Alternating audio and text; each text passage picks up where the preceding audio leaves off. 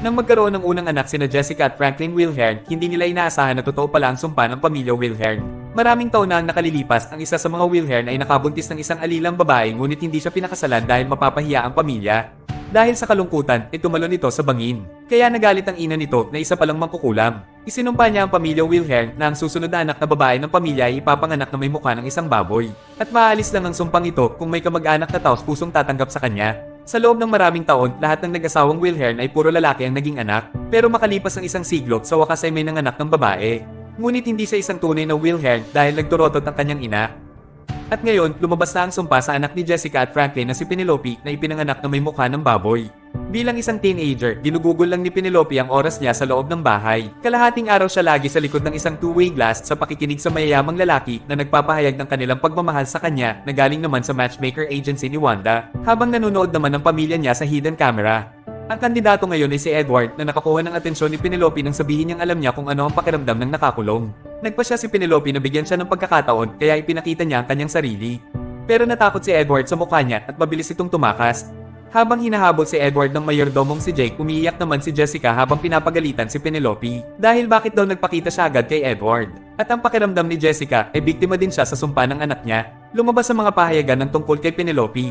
At ginawa ni Jessica ang lahat ng makakaya upang itago ang mukha niya. Nung bata pa si Penelope, ay nagpunta na rin si Jessica sa doktor upang ipaopera ang ilong ni Penelope. Pero dahil sa lokasyon ng arterya ng ilong niya, ay ikamamatay niya ang pag-alis dito. Nung araw din, natagpuan ni Jessica ang isang reporter, si Lemon, na nakatago sa aparador at sinusubukang kumuha ng larawan ni Penelope. Pinalo siya ni Jessica upang palabasin hanggang sa tinamaan ang mata niya. At pagkatapos ay nakaisip ng paraan si Jessica. Pineke niya ang pagkamatay ni Penelope. Pagkatapos, si Penelope ay hindi na pinayagang lumabas ng bahay kahit na ilang beses niyang sinubukang tumakas. Bawal nang kumain ng baboy sa bahay at bawal din ang magbanggit ng baboy. Lumaki si Penelope na naglalarong mag-isa sa kanyang kwarto. Tinuturuan na lang din siya ng kanyang ina at inihahanda siya na maging mabuting nobya para sa lalaki na balang araw ay mag-aalis sa sumpa. Nang nag-18 years old na si Penelope, ay kinuha ni Jessica si Wanda.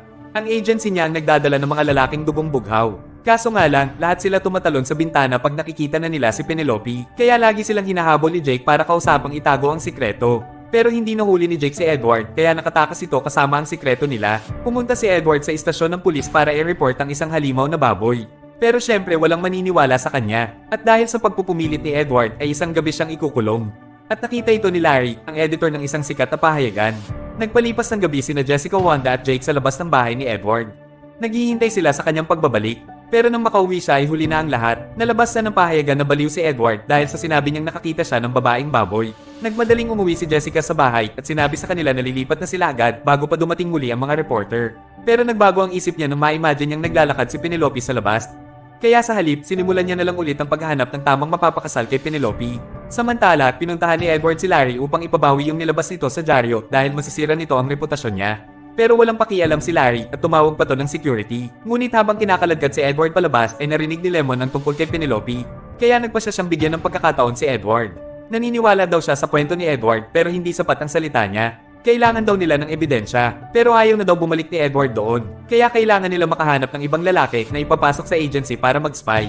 Pero mahirap humanap ng dugong bugaw na nangangailangan ng pera. Pero nakaisip ng paraan si Lemon. Si Max Campion, isang sugarol na inubos ng kayamanan ng pamilya. Kinausap siya ni Lemon at inalok ng trabaho. Noong una ay walang interes si Max na makinig pero nagbago ang isip nito nang marinig ang malaking bayad. Kinabukasan, nag-sign up na ang mga bagong manliligaw ni Penelope. Late namang dumating si Max dahil magdamag na naman siyang nagsugal. Binigyan siya ni Lemon ng magandang jacket na may hidden camera na maaari niyang i-activate sa pamamagitan ng pagtaas ng kanyang braso. Nakapasok siya sa bahay na walang issue dahil naipadala na ni Lemon ang pangalan niya sa agency. Kaya naghintay si Max kasama ang iba pang manliligaw. Kaso nga lang, lumuwag yung camera. Kaya nagtago si Max sa likod ng sopa upang ayusin ito. Dahil ayaw na mag-aksaya pa ng oras, nagpakita agad si Penelope sa mga manliligaw. At syempre, tumakbo silang lahat. Sabi niya ay wala daw kabuluhan ang ginagawa nila kaya ihinto na lang daw nila ang paghahanap ng pakakasalan. Pero maya-maya pa, may napansin sila sa camera. Nandoon pa rin si Max. Dahil di niya naman nakita si Penelope dahil nasa likod siya ng sofa kanina.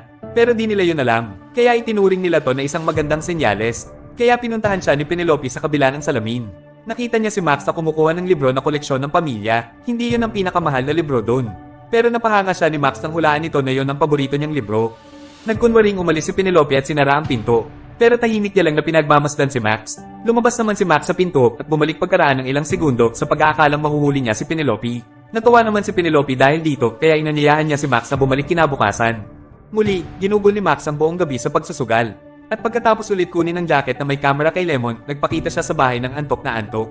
Pinapanood siya ni Penelope sa kabila ng salamin. Napansin ni Penelope na pinulot niya yung pluta, kaya nagsimula silang mag-usap tungkol sa musika. Hindi sinabi ni Max kung anong instrumento ang tinutugtog niya at hinamon niya si Penelope na hulaan ito. Kaya kumuha si Penelope ng isang buong banda at pinagamit niya kay Max ang bawat instrumento. Kaso nga lang, sablay si Max sa lahat ng instrumento. Pero nakakatawa naman ang mga naging eksena at talagang natuwa si Penelope sa mga pinaggagawa niya. Pagkatapos nito, naglaro naman sila ng chess. Pero nasa kabila pa rin ng salamin si Penelope at sinasabi niya lang kay Max kung ano ang move niya.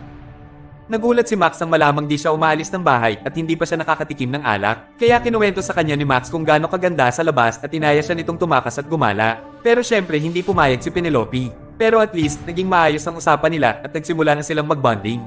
Pagkatapos ng isa pang gabing ginugol sa pagsusugat, nagpakita siya upang kunin ang kamera mula kina Lemon. Nagtaka sila kung bakit di pa nagpapakasal si Max. Naghinala si Edward na di pa nakikita ni Max si Penelope kaya nilarawan niya kung gaano ito kapangit. Nagalit naman si Max at pinagtanggol niya si Penelope at nagpasya siyang gusto niya nang itigil ang pag-espy. Sa kasamaang palad, nagastos niya na yung bayad ni Lemon kaya't nagpatuloy na lang siya sa plano. Muling pinuntahan ni Max si Penelope. Hinulaan ni Penelope na piano ang instrumentong tinutugtog niya. Pinasubukan sa kanya ni Penelope yung piano pero pinakitang di magaling magpiano si Max. Kaya sumulpot si Penelope sa likod niya para gabayan siya. Nang tumalikod siya, napatras siya at nagulat. Pero hindi siya tumakbo katulad nung iba. Lalapit pa nga sana siya para hawakan ang ilong nito. Pero na-trigger nito yung camera kaya huminto siya kaya akala ni Penelope ay ayaw sa kanya ni Max.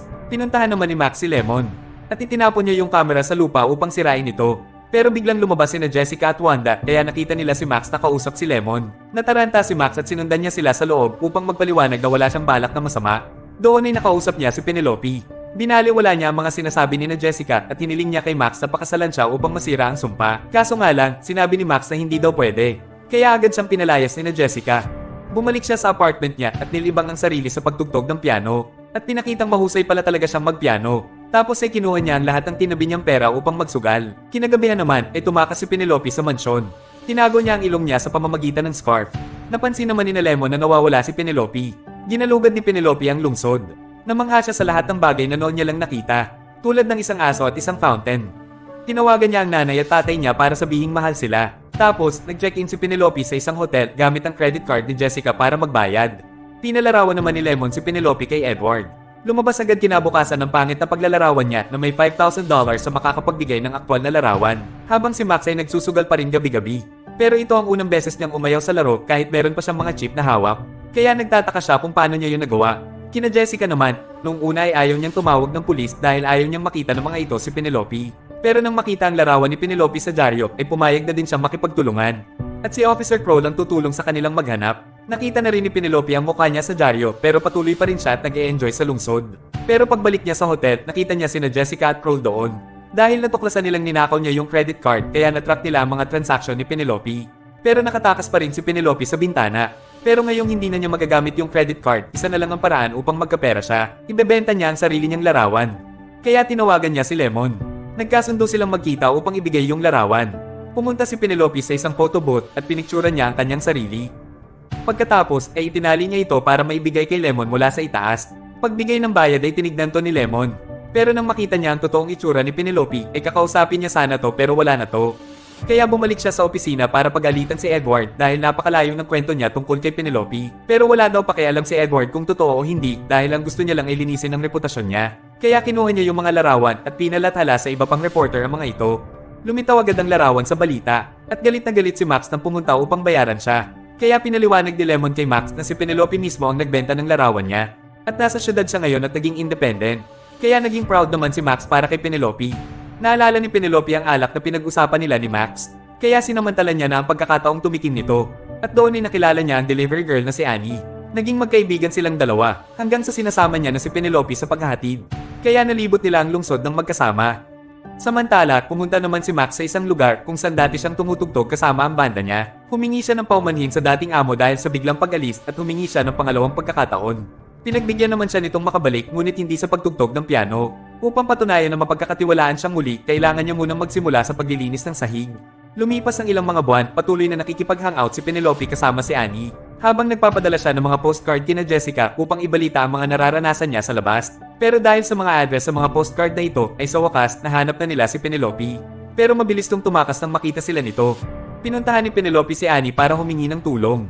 Pero dahil tumakbo siya ng nakascarf ay nahirapan siyang huminga. Kaya nawalan siya ng malay sa loob ng pub kaya kinailangang tanggalin ni Annie yung scarf niya. Matapos nito, nagising na lang si Penelope sa ospital. At nakita niya ang mga reporter sa labas. Pero nagtataka siya bakit di sila tumatakbo. Sinubukan ni Jessica na paiwasin siya sa kanila. Pero ngayon pang alam na nila ang totoo. Kaya binati ni Penelope ang mga reporter. At nagpakuha pa ng mga litrato. Tapos ay umalis siya kasama si Annie ng walang scarf. Gustong-gusto ng mundo si Penelope. Madalas siyang lumalabas sa balita na parang celebrity. Ngayon ay may mga kaibigan na siya na tulad ng isang normal na dalaga. Pero nang hingi ng mga reporter ang panayam ni Edward, pinipilit niya pa rin na si Penelope ay isang halimaw. Kaya nagalit ang ama niya sa kanya. Dahil maaapektuhan nito ang kumpanya nila. Kaya inutusan siya nitong ayusin to agad. Isang gabi ay pinuntahan ni Max si Penelope sa isang bar. Binabati siya ni Max at gustong kausapin. Pero galit pa rin siya kay Max kaya di niya to pinansin. Pero pag uwi niya sa bahay meron palang sorpresa. Nandun si Edward para mag-propose ng kasal. Nagdududa si Penelope sa intensyon ni Edward kaya ayaw niyang tanggapin ang propose nito. Lalo na ngayon meron na siyang mga kaibigan. Pero sabi ni Jessica hindi niya sila kaibigan kung di mga tagahanga at ang tingin nila kay Penelope ay nagsasalitang baboy. Kaya upang tuluyang maging normal na babae, tinanggap niya ang propose ni Edward. Mabilis na lumabas sa pahayagan ng kasal nila. Nalungkot naman si Lemon nang makita ito. At nabalitaan niya mula kay Larry na nakulong daw si Max sa kasong pagnanakaw. Dahil di makapaniwala ay pinuntahan niya si Max sa kulungan. Pero ibang hinarap sa kanya at siya daw si Max. Ito pala talaga ang totoong Max. Mali lang pala nang nakuha si Lemon. At nagsinungaling yung peking Max para makuha ang bayad. Samantala, pinuntahan ng peking Max na Penelope at nagpakilalang ang totoo niyang pangalan ay Johnny. Binigyan niya ng babala si Penelope sa totoong pakay ni Edward. Kinausap siya ni Edward sa banyo at sabi nito huwag na siyang manggulo sa kanila dahil tinanggihan niya naman dati si Penelope. Matapos ay pinuntahan ni Lemon si Johnny. Tinanong niya kung bakit ayaw magpakasal ni Johnny kay Penelope. Ipinaliwanag ni Johnny na gusto niya. Pero di siya dugong-bugaw kaya di niya maalis ang sumpa. Pagdating ng araw ng kasal, pinakita ni Lemon ang file ni Johnny kay Jessica. Pinaliwanag niya kung bakit di ito nagpakasal kay Penelope. Humanga si Jessica sa naging desisyon ni Johnny pero di pa rin niya sasabihin ang katotohanan kay Penelope. Dahil ang importante ay maalis ang sumpa. Pero nang nagsimula na ang seremonya ay hindi talaga kayang magpakasal ni Penelope. Kaya tumakbo siya pabalik sa kwarto. At habang nagmamakaawa sa kanya si Jessica na lumabas ay sumigaw siyang tanggap niya na daw kung ano siya ngayon. At noon din ay agad siyang nawala ng malay. At nang magising siya ay nagulat siya nang malaman niyang normal na ang ilong niya. Dahil ang taong kauri niya na tumanggap sa kanya ay siya mismo. Humingi naman ng sorry si Jessica dahil kung tinanggap niya dati pa si Penelope ay matagal na sana siyang naging normal. At ngayon, magiging maayos na ang pamilya nila. At dahil di na kailangan si Jake ay umalis na siya. Pero nilagyan niya ng spell si Jessica upang mawala ng boses. Dahil si Jake pala yung mangkukulam na nag-disguise. Makalipas ang ilang taon ay naging teacher si Penelope. Pero isang araw ay dumating ang file ni Johnny sa kanya na nanggaling kay Wanda upang lubusan siyang maging masaya. Kaya nung araw ng Halloween, nagmaskara si Penelope at Annie. Pumunta sila sa tinitirhan ni Johnny at nagkunwaring makikigamit ng CR si Penelope. Pinapatanggal ni Johnny ang maskara niya dahil insulto daw to sa babaeng minahal niya. At ang tinutukoy niya ay si Penelope. Napansin din ni Penelope yung piano ni Johnny kaya nadulas siya na tama ang hinala niyang pianista si Johnny. Dahil dito ay nalaman ni Johnny kung sino siya. Simula noon ay lagi na silang magkasama. At habang nagtuturo sa mga bata sa tabi ng sapa ay nakita sila ni Lemon habang nasa bangka. At nagpasya siyang huwag na silang kunan ng litrato para sa balita. Subukan mo rin panoorin ang iba pang video sa channel na to. Maraming salamat po sa panonood.